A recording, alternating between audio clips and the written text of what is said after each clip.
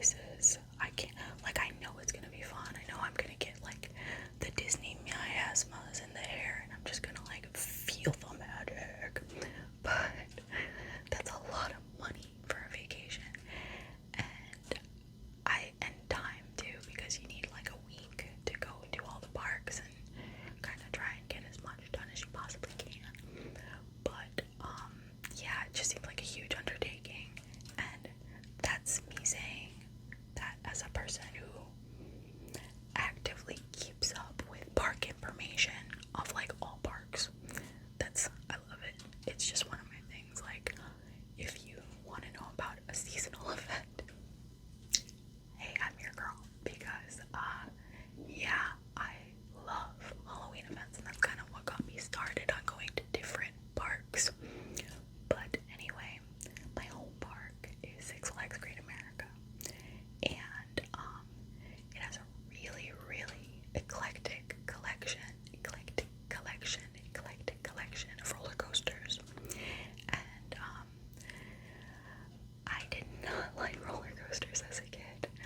I did not. They were big and loud and, like, scary, and I just didn't like the anticipation or anxiety of walking up to the platform and, you know, seeing everybody else's nervousness. I mean, like, now, oh, I love it. I feed off of it. I like to see everybody, like, having a good time and getting into the frenetic energy. But as a kid, no.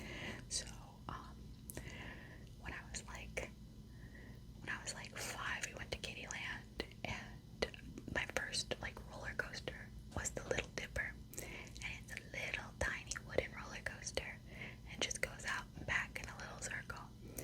It's very tame and very non-committal, and it's white and has red, white, and blue cars. This is going to be important in a second, but so that was my introduction to getting on a roller coaster. Then I went on Big Thunder Mountain, which is also very, very tame, at Walt Disney World at the Magic Kingdom. And I didn't go on Space Mountain. I didn't go on anything that was, like, intense. I went on Big Thunder, and I was like, wow, this is really cool. There was a goat, you know, like, so easy for a kid to adapt to. And I had been on, you know, the dragon ride at the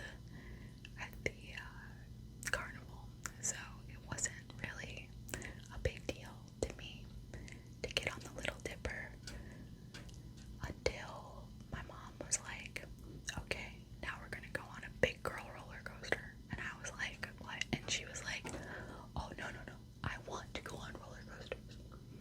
It's been 5-6 years since I've been on a roller coaster. We're gonna go on this one. And I was like, okay. And she kind of tricked me, because the roller coaster that we went on was called the American Eagle, and it's a big white roller coaster with red and blue cars and an eagle on the front. Now, it's not a Little Dipper and it's not Stars. However, to a kid, you tell me the difference, you know? So, I waited in line with her for like an hour or something, really long time. We waited in line, and then we get to the platform, and I realize, oh, this is a real roller coaster. I can see the hill. I'm terrified. And it's like welling up inside me. I'm like crying. I'm freaking out. And my mom gets in front of me so that I can't cross over. So crossing over would be like when you step over the ride and you're like, I'm gonna wait here. I'm not gonna do this one. She didn't let me do that at all. She was like, nope, you're gonna get on the ride, because we're a carnival family, so it's a rite of passage. Sorry, you're just gonna have to be traumatized for like a minute and a half. And that entire ride, I stuck my head behind her. Like, you're supposed to be facing forward, head back, you know, like, I couldn't do that. I was just so petrified. I was like, I need to hide from the roller coaster. So that was my very first experience of crying, freaking out, and then I get off of it, and I'm just like, oh, that was it? She's like,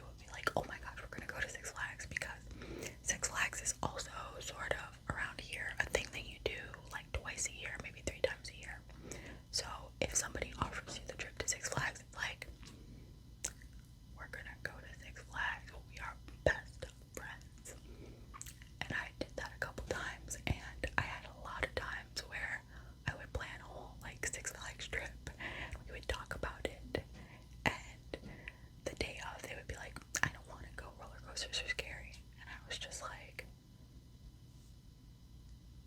it's like that though. Okay. Looking back on it, as a Universal fan, I love that I got to ride King Kong. I love that I got to ride Twister.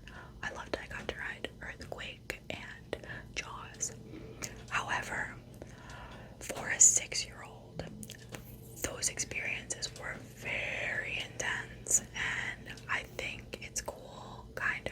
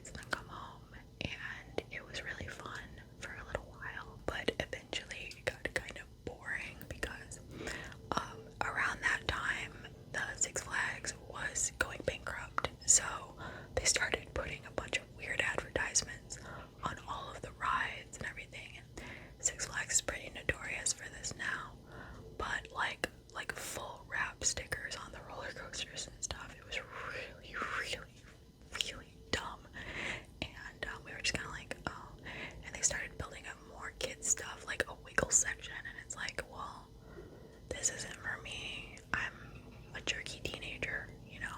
So we started going to concerts and movies and doing all that kind of stuff more. But eventually, after I had broken up with him, I circled back around to just having my own season pass because I wanted to still take people on dates to the theme park or try to make friends and bring people out with me to go. And I kind of wanted to have that personal time to endear myself to people.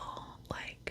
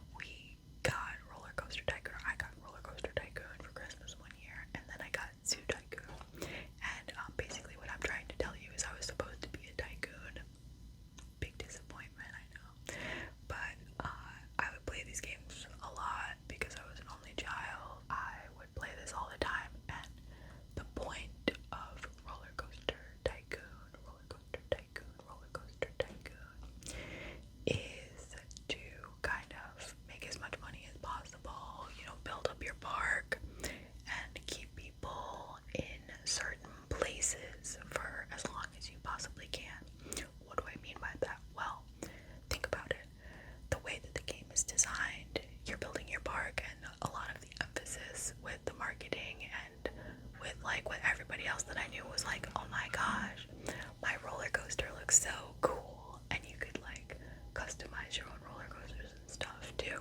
Everything that you're thinking about within your park trip, like that you're gonna spend time on, that's kind of what you're betting with too, because you're like, okay, I bet you this much money, theme park, that I can have this much fun in this amount of time and have like a good memory and a good experience and have, you know, something to show for it, kind of. Or at least that's my philosophy when it comes to theme parks, because I don't really have the money to burn on like going to theme parks how I want, spending the money how I want, when I go on these like little trips and vacations and stuff.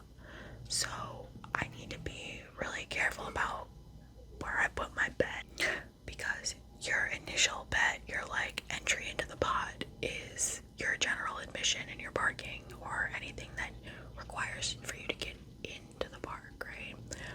But when you're talking about like when you're in the park, any money that you spend, that's also a bet. You're betting, oh man, I'm gonna really like that meal. Oh man, that merchandise or souvenir is going to be really important to me, or a family member that I'm getting it for and spending this money. So a lot of things are designed to prey on those bets and to prey on your time bets. Your timed bets would be how long you're waiting for something, or how long you're willing to spend time on a piece of entertainment or attraction. For instance, I don't want to wait in lines if I can't help it, but I also know that I don't live a lifestyle that allows me to get VIP or express passes wherever I go, or flash passes. So I need to be good about my time management, because I can't just be going out and throwing out bets like, I bet that there's enough crowd to warrant me going and getting an express pass today, because I bet based off of these lines that there's going to be no way with my time management skills that I'm going to be able to do everything that I want to do. And that has never, ever, ever been the case. Why? Because I get obsessed with my research to the point where I'm like, I'm gonna do it next time because I'm really invested in my bet. So at the moment, my white whale is the Hagrid's motorbike adventure. I can't get on it. I can't get on the damn thing. I've tried so hard. It's always virtual line. I can never get into the virtual line. It is frustrating. I don't even like Harry Potter like that anymore, and I just want the coaster credit at this point, because to be honest, I feel like Velocicoaster is superior. So that is, like I said, that's my white whale right now, and that is a bet that I haven't been able to cash in on. Everything else in that park that I want to do, I can do, except for that for some reason. So it's a little bit frustrating, but it makes me have to re-strategize and reprioritize and figure out how I want to go about it. So it is what it is. I've had so much success with reading wait times and watching crowds and traffic and things like that. There are some parks, like Universal Studios, that offer single rider lines, or SRL. Single rider lines are a godsend, especially if you go to parks alone, or you go to parks with only like one other person, or you go to parks with an odd number of people where it's like, okay, there's no way we were gonna get on this ride all together anyway, because we don't fit the seats. So why not have single rider lines? Single rider lines are the best thing ever, because they ensure also for the park that they are hitting max capacity on every ride, which, if you're thinking about it in a roller coaster tycoon type thing, that means that the park is making the money that it needs to make on that ride every time it sends a car out, because every car is with this like in place theoretically full. So it's just, I feel like it's a benefit, a net positive all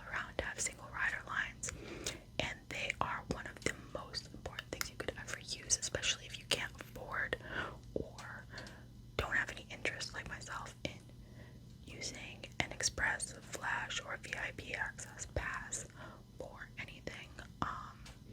And I don't know, maybe it's just a point of pride for me to say like, oh, it only took me 2 days to go around the park and like at my own pace do everything that I wanted to do and have fun doing it. So, and that's all based off of how I spend my time and my time management. So when you're playing Roller Coaster Tycoon, you are trying to get the people to spend as much time and money on whatever you're offering, which is why you can put mascots in the park, which is why you can also do dirty tricks like alter the food. So if you ever go to a theme park, I recommend you don't get a turkey leg. Why? Because it's a roasted salty meat. What does salt do? Salt makes you thirsty. So you're gonna go get a drink, right? But you're probably gonna have to wait in a separate line, maybe, to get that drink, depending on where you are. And they're gonna put a shit ton of ice into that drink. So you're not gonna have very much drink. You're gonna have more ice than drink. Or some theme parks like to have funky souvenir cups that are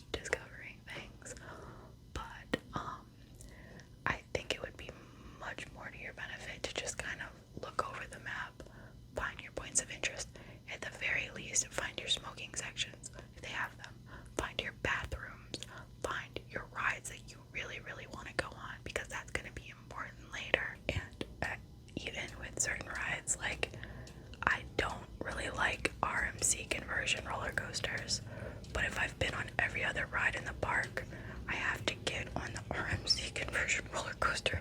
Do I want to do it? Do I want to hang by my ankles upside down with that dead air time? No, no. But also, I want the credit, and I want to complete the park because I feel good when I complete the park.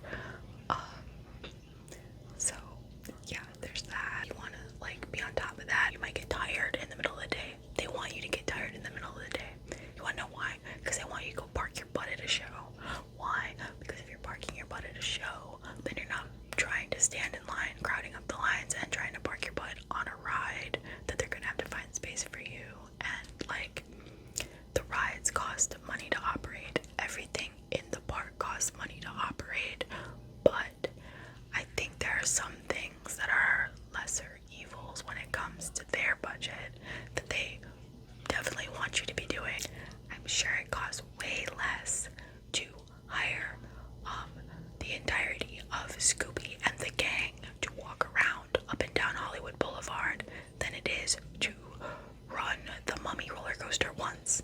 Like, that's probably the equivalent of the entire gang's salary to run that roller coaster for one cycle. So they want you to be doing things like that. They want you to be stopping and eating the specialty foods and taking pictures with it and it looking really cute. And sometimes that stuff does look really cute, but sometimes it is a mountain of sugar, and you shouldn't be eating it in the middle of the day, and you're gonna make yourself sick, and they're kind of counting on that.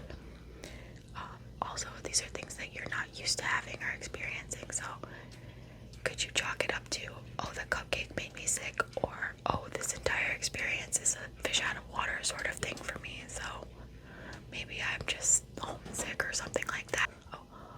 Other than food and rides and shows, they also want you to shop. They want you to spend money on stuff.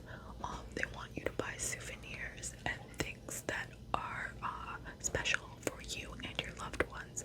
So they want you to be in the store, and they want to make the store really interesting and like make it look like something that you can envision yourself, you know, like, oh, this is what this is, and I identify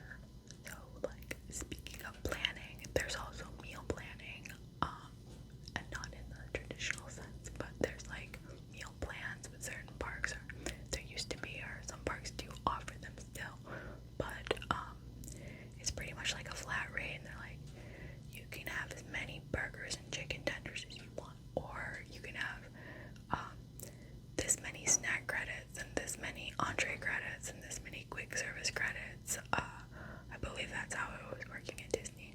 But either way, I don't really have faith in meal plans, because it always feels like you spend more time eating than you do anything else, because now you've made a bet on your food and you're trying to make good on that bet as well as your bet on whatever else you had planned for the day. So yeah, I don't think that's a good one to go put your money on. I think it's better to look before I could afford to eat at a theme park, because theme parks are also very expensive, which is another reason why you should look into menus at a theme park, or what their prices are, or what other people are saying about the theme park food. Because yeah, for the longest time I couldn't afford to eat at a theme park, so I would literally be eating at McDonald's or Waffle House or Burger King or something like that before or after. So pretty much fasting all day because I couldn't really afford anything. Not even a pretzel. Like, how am I gonna justify a $6 pretzel? That's crazy. Also, it's covered in salt, which means I'm gonna have to get a drink, and also I didn't want to worry about that. So I would just like drink water and not eat anything all day, which is probably not great for you. And then go pig out afterwards, which is also not good because I would be so tired by the end of the day doing that. And then you fill yourself with food and you're like, oh, I could just go to bed right here, and I would have to drive home an hour, so that was just not a possibility. Like, I went with a different boyfriend to Six Flags one time, and we went and got Outback Steakhouse because there was an Outback Steakhouse right by Six Flags, and I was like, oh my gosh, this is so fancy, this is awesome.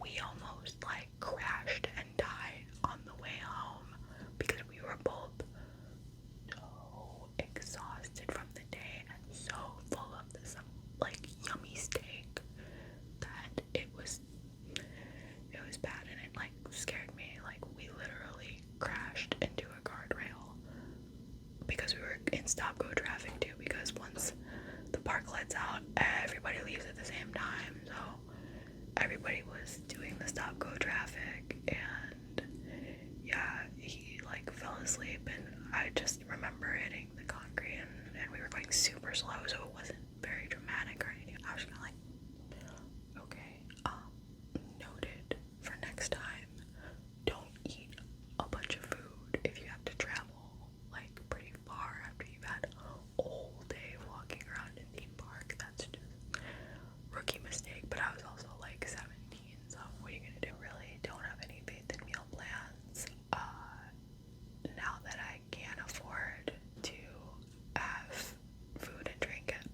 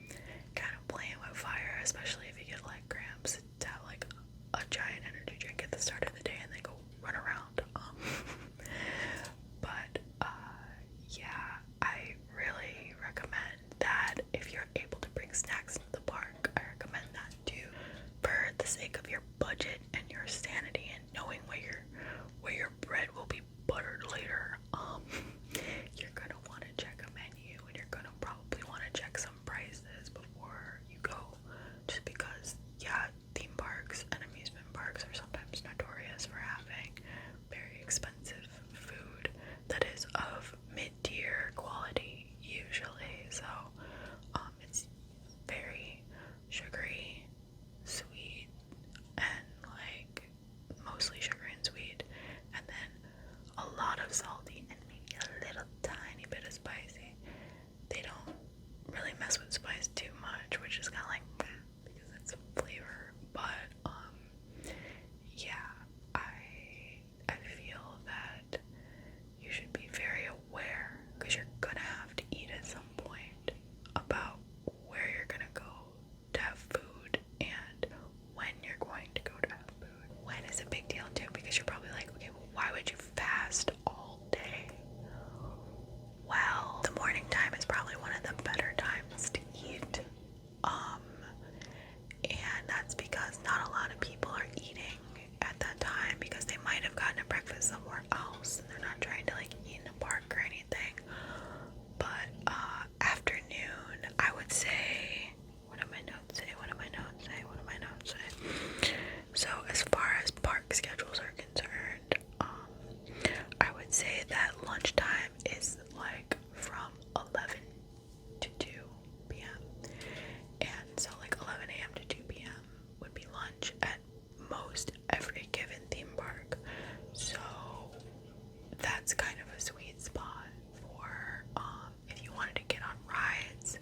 You probably want to go from 11 to 2, because the likelihood of someone having to feed their kid or someone wanting to take a break if they've been there at the start of the day is very high.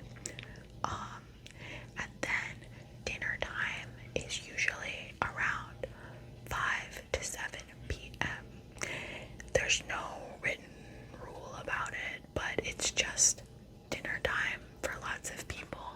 So I like to have late dinners. I know that's not popular, but a lot of people from 5 to 7 are like, stop everything, we need to go eat, which means if you try to go eat at that time, you're going to be waiting in a line. If you don't spend your time carefully, that means you're going to be in a line all day waiting for stuff. So if you go on roller coasters or rides when everybody else is eating, you could probably get on a lot more rides.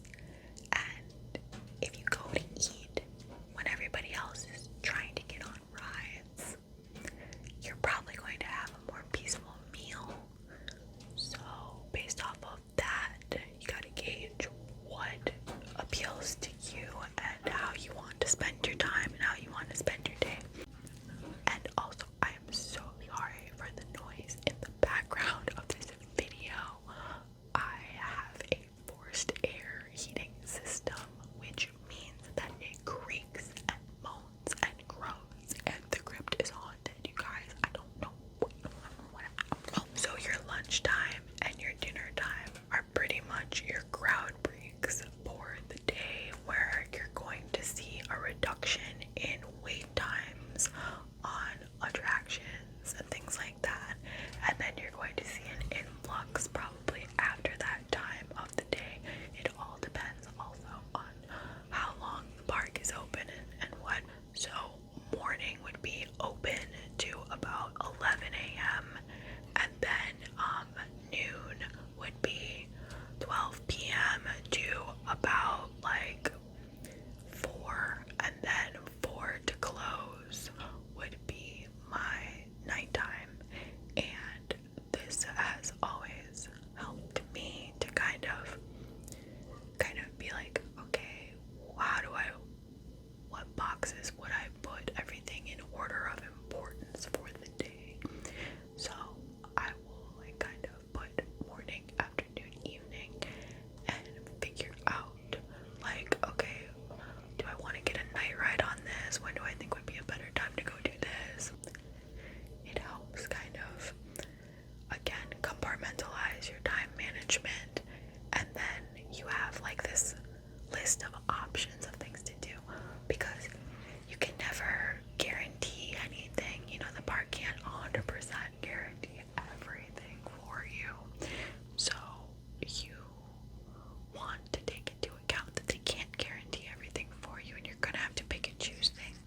And that's not on them. You're just gonna have to figure out what you want your day to look like. But if your day isn't going exactly the way that you wanted, if you don't even know what your options are, and you didn't line up any options, you're gonna be like, oh, I'm just having a bad day. Oh, and it's gonna maybe affect your mood even more. But when you're able to be like, okay, I have a short list of things that I would like to do, and it's really no big deal if I can't get to one of them, because you know what? I'll just go to the next thing on that list. Then you can really get the most out of your trip, because you're always guaranteed that you will have something to do that will be fun to you on your itinerary, and you're not wasting time. You're not, you know, like feeling like, oh, why did I spend all this money? What did I do? You know what I mean? You're not gonna have buyer's remorse on your trip. And finally, in the realm of scheduling, just some cardinal rules that you're gonna want to take into consideration when you're planning your trip and what time of the year you're planning your trip for. I know it's easier to get weekends off. I know it's way easier to get weekends off. But if you can only get weekends off, try to cram it all into the Sunday. Like, I'm so serious. Try to cram it all into the Sunday. Or try to switch your weekend for a Thursday, because then you're really going to get the most out of your experience, and it's still kind of within the same like 4-day range, so you can work a lot into that. But I would recommend to never go to a theme park or event on a Friday or Saturday unless you are vaccinated and really, really like people, because it's going to be packed, even more so if there's an event going on. Lots of places like to host these seasonal events, and before it used to just be Halloween and Christmas. Well, now it's everything. We have a spring event, we have an art event, we have a food event, you know, all these different things that they just like arbitrarily want to set up some food tents and call it an event. So you need to be aware of that for wherever you're going. Check the websites, check the schedules to really, really make sure that you're not going on a weird weekend, or that there's like an unexpected holiday that you're like, okay, I totally forgot about Memorial Day weekend. It didn't even register to me. Like, it's not like Halloween or Christmas or St. Patrick's Day or Mardi Gras, you know, like, it's a very reverent, solemn holiday, and I didn't think, and I don't go out for that, so I didn't think, oh, okay, there's gonna be a bunch of people out, you know, and that was my mistake.